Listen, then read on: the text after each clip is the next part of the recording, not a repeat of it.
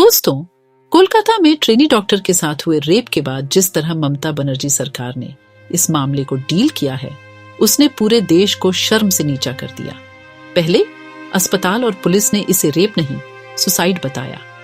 जिस college principal पर खुद के रोल पर सवाल था, उसे प्रमोशन देकर दूसरे अस्पताल में भेज दिया गया।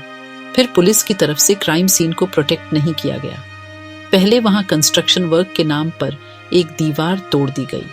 फिर रात के अंधेरे में पुलिस के रहते सैकड़ों गुंडों ने क्राइम सीन पर तोड़फोड़ करके सबूत मिटा दिए। ममता बनर्जी ने बिना किसी सबूत के तोड़फोड़ करने वालों को राम और वाम वाले गुंडे बता दिया। जब इस सब से पब्लिक का गुस्सा बेकाबू हो गया और लोगों ने इमोशनल होकर सोशल मीडिया पर पोस्ट लिख दी, तो कोलकाता की हुनहार साइबर पुलिस ने 280 लोगों को नोटिस भेज दिए। जिस पुलिस को इतने सालों तक ये नहीं पता चला कि इस मामले में रेप का आरोपी उसका वॉलंटियर संजय राय खुद हिस्ट्री शीटर था, उसी पुलिस ने पहली फुर्सत में सोशल मीडिया पर लिखने वालों को नोटिस भेज दिए। क्या ममता बनर्जी इस घटना को लेकर शर्मिंदा हैं? क्या वो इसकी ईमानदारी से जांच करवाना चाहती हैं? लेकिन ममता सरकार के बारे में ऐसा नहीं लगता है, और यह मैं नहीं, खुद सुप्रीम कोर्ट कह रहा है।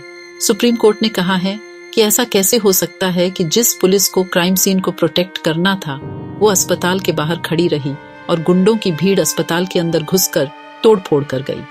और इन सब के बावजूद ममता बनर्जी ने कहा कि ये सब करने वाले वाम और राम वाले गुंडे हैं।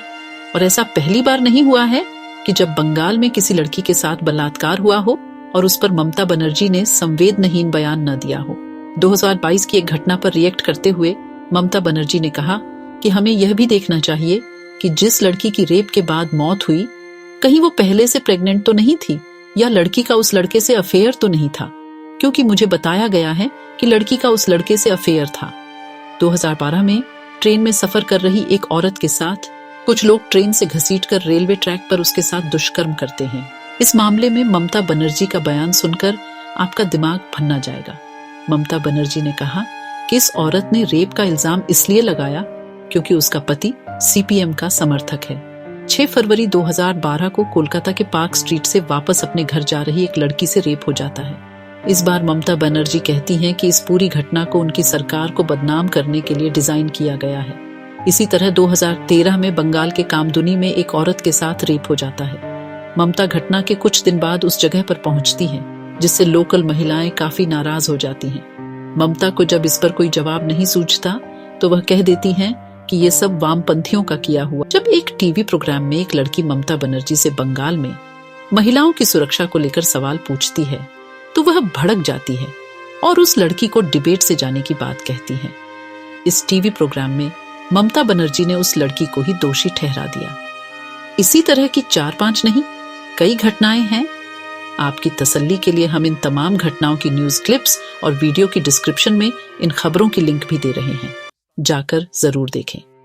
यह खबरें अपने आप में बताती हैं कि बजाय रेप की घटनाओं को गंभीरता से लेने के, ममता बनर्जी की पहली कोशिश यह होती है कि ऐसी हर घटना को पॉलिटिक्स से जोड़ दिया जाए।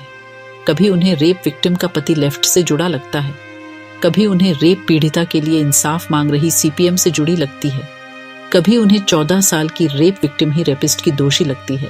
ममता बनर्जी या तो इन घटनाओं की वास्तविकता पर ही सवाल उठा देती हैं, या फिर उन्हें पॉलिटिक्स से जोड़ देती हैं।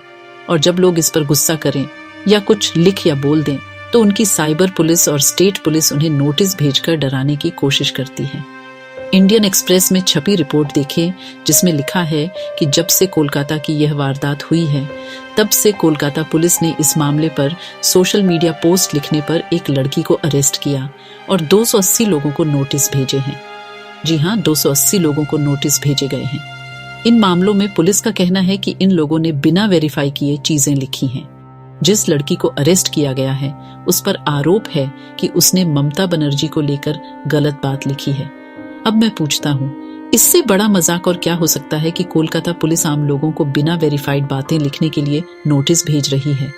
पहले वह ये बताए कि जिस लड़की से रेप हुआ, उसके रेप को बिना वेरीफाई किए हुए आत्महत्या किसने बताया। ममता बनर्जी या तो इन घटनाओं की सत्यता पर ही सवाल उठा देती हैं, या फिर उन्हें पॉलिटिक्स से जोड़ देती हैं। इस सारी राजनीति की बातों में असली मुद्दा न छिप जाए, वो असली मुद्दा जिसका जिक्र हमने अपनी पिछले वीडियो में भी किया था। मुद्दा यही कि महिलाओं की चाह को लेकर सख्त कानून बनेंगे, वर्क प्लेस पर उनका हैरेसमेंट बंद हो, ऐसे मामलों में विक्टिम को जल्दी इंसाफ मिले। अगर हम कुछ दिनों में यह सब भूल गए तो फिर से वही होगा जो 2012 के निर्भया कांड के बाद से हो रहा था। तब एक गुस्सा था और धीरे धीरे हालात वैसे ही हो गए। मगर इस बार तस्वीर बदलनी चाहिए, हमें इसको भूलने नहीं देना है। इस मामले में आप क्या सोचते हैं, कमेंट करके जरूर बताएं।